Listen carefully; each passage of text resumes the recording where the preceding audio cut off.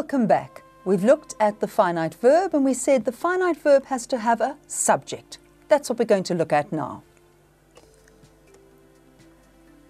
The subject of a sentence does or is the verb, or the part of a sentence that tells the reader what the sentence is about is the subject. We're going to explain that a little bit more as we go on. How do I find the subject of the verb? I ask who or what before the verb. Please would you learn that? Write it down and learn it. To find the subject of a finite verb, ask who or what before the verb. Learn it. Because you can't practice it until it's learnt. Let's practice it. The children are playing in the park. What is the finite verb? A lot of students say playing. Playing is not the finite verb. Playing is a present participle. What is the complete verb? Are playing, correct. Write verb above it. How do I find the subject of a finite verb? I ask who or what before the verb. Who or what are playing in the park? Answer, the children. That's the subject. Is that a sentence? Yes, because it has a subject and a finite verb. The car travels along the road. Finite verb. Travels. Who or what travels along the road? The car. Subject. Is that a sentence? Yes, because it has a subject and a finite verb. The cake was baked by my mother. Finite verb. A lot of students say baked. No, that's not the complete verb. That's a past participle. What is the complete verb? What is the tense? Baked, was baked. There's our complete verb, was baked. How do I find the subject of a finite verb? I ask who or what before the verb. Who or what was baked by my mother? Answer, the cake. Subject. The bookmark has fallen out of my book. What is the finite verb? Not just fallen, no, that's a past participle. What is the complete verb? What is the finite verb?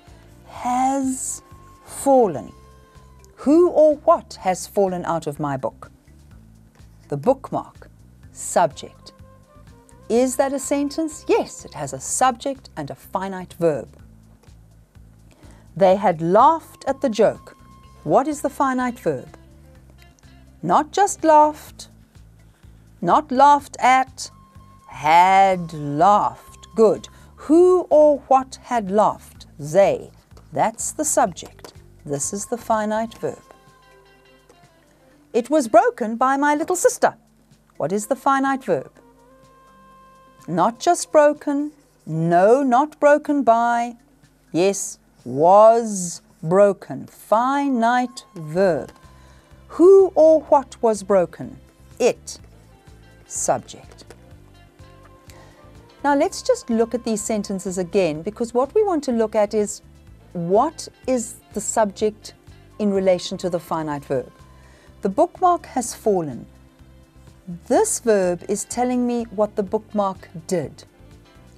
They had laughed. This verb is telling me what they did. It was broken. It's telling me what happened to the subject. The cake was baked by my mother. It's telling you something that happened to the subject. The car travels. It's telling you what the car does. The children are playing. It's telling you what the children are doing.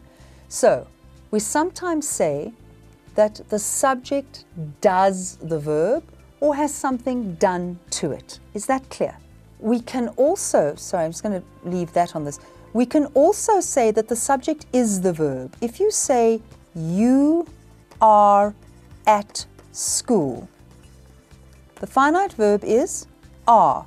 Who are? You. That's the subject. But notice you're not doing anything. You're just being. So I sometimes say the subject is the verb. Do you understand that? I am a teacher. I'm not doing anything. I just am.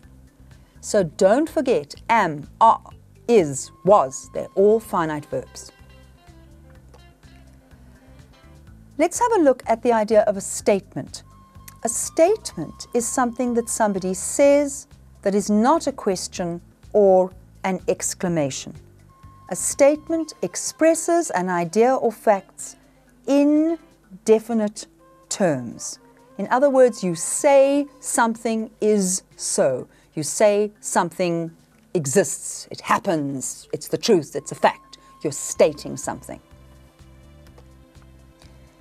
In English sentence structure, the subject usually comes before the verb. If you say, the cat sits, your normal English sentence structure is to have the verb and the subject before the verb.